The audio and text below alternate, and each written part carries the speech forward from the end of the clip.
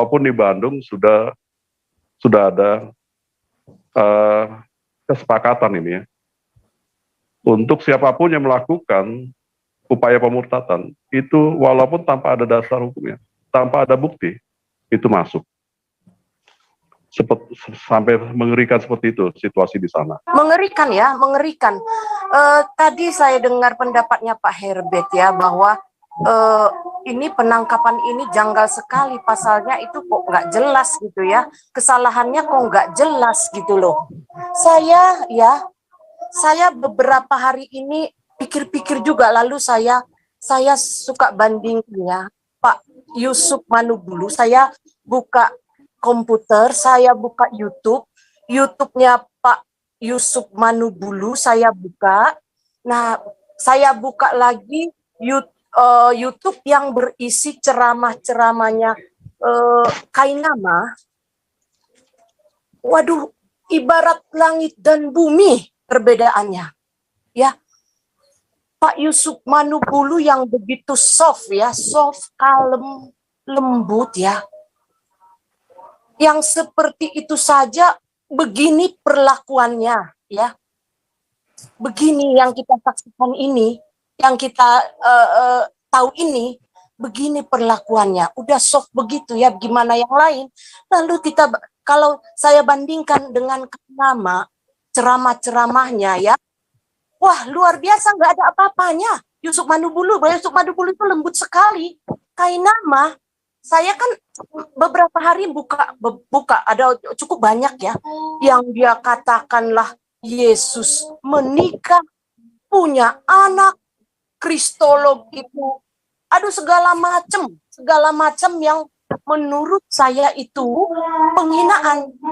Dan saya yakin ya seluruh umat Kristen di Indonesia dan ya diaspora ya, tahu berbahasa Indonesia tentunya ya, lihat aja, coba kalian perhatikan YouTube-nya Kainama, seperti apa sabotnya terhadap iman kekristenan kita.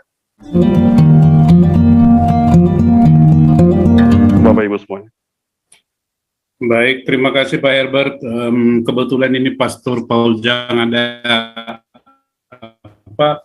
ada urusan ya, ada tamu, jadi beliau minta saya untuk menggantikan posisi beliau sebagai host ya. Dan perbincangan kita pada malam hari ini tetap kita lanjutkan, dan biasanya kita nanti akan akhiri jam 12 kurang lah. Nah, mungkin di antara teman-teman ini. Jadi saya perlu tambahkan, Pak. Silakan. Ya, jadi segala sesuatu apa yang saya lakukan masih saya minta pertolongan Tuhan, petunjuk. Jadi ketika saya menjadi lawyer itu baru dalam proses menjajaki sebagai lawyer, ada satu peristiwa hukum pidana yang mestinya itu bisa berlanjut ke pengadilan. Tapi ketika saya coba menjelaskan persoalan ini dan juga memberikan keterangan atas BAP tersangka, itu akhirnya jaksa menolak untuk tidak menerima berkas tahap 1 atau apapun itu dari pihak kepolisian. Akhirnya masalah perkara tersebut masuk ke tindak pidana ringan atau tipiring. Nah, kalau tipiring itu kan cuma persidangan kayak SIM gitu, cuma satu hakim. Jadi tindak pidana ringan yang tidak masuk penjara, hanya hukuman pencobaan gitu. Jadi seperti itu Bapak Ibu, dari apa yang saya jelaskan, tidak ada yang mustahil. Walaupun di Bandung sudah ada kesepakatan ini ya, untuk siapapun yang melakukan upaya pemurtadan itu walaupun tanpa ada dasar hukumnya, tanpa ada bukti, itu masuk. Sampai mengerikan seperti itu situasi di sana. Tapi bagi kita sih fine-fine saja. Itu memang udah tugas panggilan kita sebagai tugas amanat agung untuk kita menyampaikan kabar baik gitu, seperti itu. Bapak Ibu, sementara itu luar biasa Herbert ya. Jadi garis bawahnya itu adalah kita sedang melaksanakan amanat agung Dan tentu yang kiri kanan itu tidak suka. Jadi kita tidak peduli itu ya. Oke, ini Bu Lisi Losoy. Silakan Bu Lisi Losoy. Bu Lisi Losoy.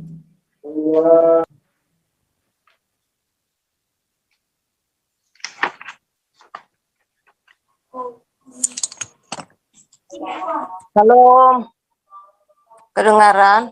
Silakan, Lisi Losoy. Jelas nggak? Jelas ya Pak. Seperti pakai toa. Hah? Seperti pakai Kenapa? toa. Seperti pakai Iya. toa. Iya, maka itu. Di sebelah soalnya. Pak Santiamer, ngeri kali ya negara kita ini ya. Ngeri nggak? Sangat. Mengerikan ya, mengerikan. Tadi saya dengar pendapatnya Pak Herbert ya, bahwa ini penangkapan ini janggal sekali, pasalnya itu kok nggak jelas gitu ya, kesalahannya kok nggak jelas gitu loh. Saya beberapa hari ini pikir-pikir juga, lalu saya suka bandingkan ya, Pak Yusuf Manubulu, saya buka komputer, saya buka YouTube-nya Pak Yusuf Manubulu, saya buka. Nah, saya buka lagi YouTube yang berisi ceramah-ceramahnya Kainama. Waduh, ibarat langit dan bumi perbedaannya. Ya, Pak Yusuf Manubulu yang begitu soft ya, soft, kalem, lembut ya. Yang seperti itu saja begini perlakuannya ya. Begini yang kita saksikan ini, yang kita tahu ini, begini perlakuannya. Udah soft begitu ya, gimana yang lain. Lalu kita, kalau saya bandingkan dengan nama ceramah-ceramahnya ya, wah luar biasa, nggak ada apa-apanya. Yusuf Manubulu itu lembut sekali. Kainama, saya kan beberapa hari buka ada cukup banyak ya yang dia katakanlah Yesus menikah, punya anak, kristolog itu, aduh segala macam yang menurut saya itu penghinaan. Dan saya yakin ya seluruh umat Kristen di Indonesia dan ya diaspora ya, tahu berbahasa Indonesia tentunya ya, lihat aja, coba kalian perhatikan YouTube-nya Kainama, seperti apa sabotnya terhadap iman kekristenan kita. Luar biasa loh. Kalau dikatakan itu Pak Yusuf Manubulu kan kalau tidak salah katanya informasi dusta yang aku si Aman itu Aman seorang yang pemenang festival ya MTQ. Nah, bagaimana lagi Kainama gitu loh. Kainama itu ngaku STT, tamat STT Jakarta, tamat Haifa, tamatan apalagi Leiden. Jadi jauh sekali. Belum lagi kalau Pak Yusuf Manubulu nggak ada senggol-senggol tentang kitab seberang sana ya, nggak ada ya. Nggak ada sama sekali. Dia hanya memfasilitasi orang memberikan kesaksian. Nah, beda hal dengan Kainama loh. Kainama itu, wah, berimprovisasi dia semaunya dia dengan tujuan menghina kekristenan. Saya tanya di antara kita umat Kristen di Indonesia ini, seluruh umat Kristen, ya, siapa yang mau dikatakan Yesus? Siapa yang merasa tidak terhina dikatakan Yesus kawin, Yesus punya anak? Katakan siapa? Sebutkan siapa yang nggak merasa terhina. Itu yang dilakukan dari seberang. Lalu Pak Yusuf Manubulu hanya begitu, yang nggak jelas salahnya apa. Sebegini perlakuan yang dibuat ya. Saya sih gini ya. Kalau katanya tadi itu Pak Herbert tadi bilang siapa yang melakukan pemurtatan? Di mana Pak? Di mana? Di Jabar ya? Di mana? Pak? Halo Pak Herbert? Halo? Halo Ibu ya, halo. Ya. Pak Herbert, katanya gimana tadi saya kurang jelas, pemurtatan yang dilakukan di Jabar ya? Apa gimana? Iya, ini saya dengar informasi di sana udah steril dari tindakan pemufakatan. Siapapun itu, walaupun tidak unsurnya lemah, tidak bisa dibuktikan. Kalau sepanjang itu sudah ada laporan, Hal yang pengaduan. sama boleh nggak? Hal yang sama boleh nggak dilakukan, kita lakukan di Tapanuli sana, di Papua sana, di Sulawesi sana, Jadi gini, di Bu, NTT sana. Ibu itu lebih baik itu nggak usah disampaikan, tapi Ibu tenang saja. Kita udah punya strategi untuk Bukan ini maksudnya, seolah-olah Jabar itu bukan bagian dari Indonesia gitu loh Pak. Perlakuan-perlakuan ini kita merasa seperti terjajah gitu loh Pak. Memang Jabar itu bukan bagian dari Indonesia. Jabar itu bagian dari Dar es Salaam. Itu fakta kok. Jadi iya. betul itu di luar Indonesia itu. Jadi bukan seolah-olah lagi. Ya itu dia Pak Santiamer ya. Kalau katanya penginjilan, dilarang penginjilan, siar, ada siar kok. Apa bedanya? Siar ada, penginjilan ada. Mungkin di istilah di agama Hindu juga ada, istilah di agama Buddha juga mungkin ada. Saya nggak tahu, saya kurang tahu. Tapi yang saya tahu pasti siar ada. Terus gimana? Gitu loh. Lah biarkan saja orang bebas selama masih memeluk agama yang sah di Indonesia, silakan mau pilih agama sah. Kenapa sih tidak mau menerima perbedaan? Memangnya kalau orang dari Kristen ke Islam, kenapa? Dari Islam ke Kristen, kenapa sih?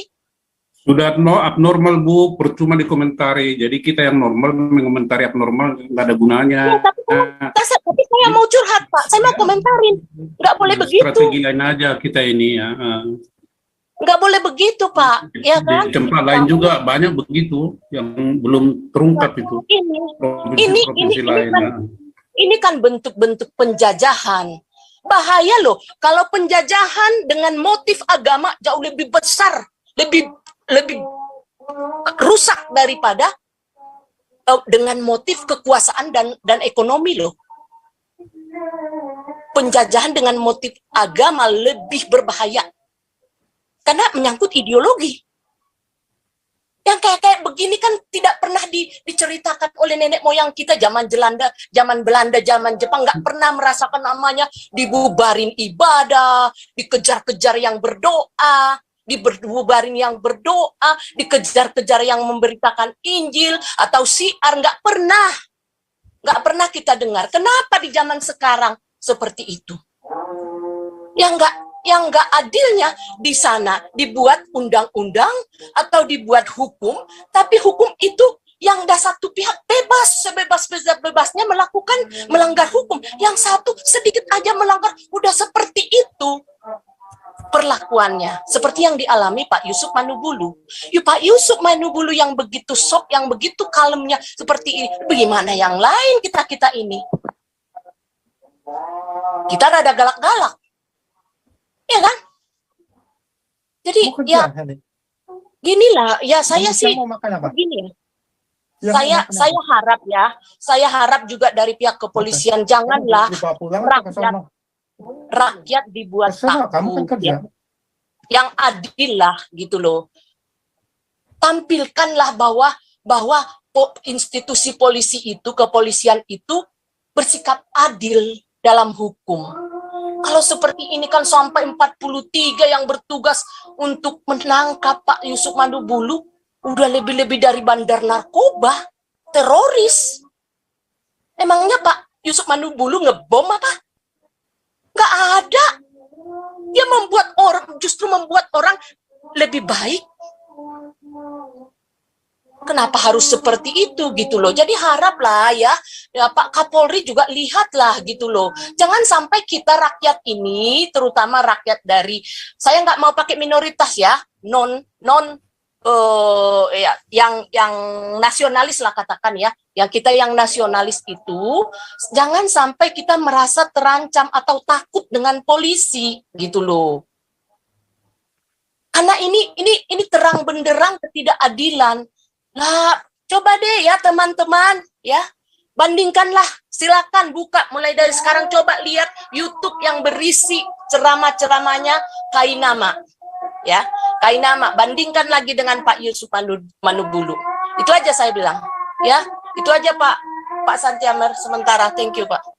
Oke, makasih Bu Lisu. Itu background suaranya saja kalau bicara keadilan sudah mengganggu itu polusi udara itu, polusi suara itu Bu. Emang. Ya kalau bicara keadilan harusnya sama dong. Kita selalu dinistakan, tapi mereka yang merasa yang terzolimi. Nah itu. Benar-benar. Oke, lanjut, Bang, Pak Kuang.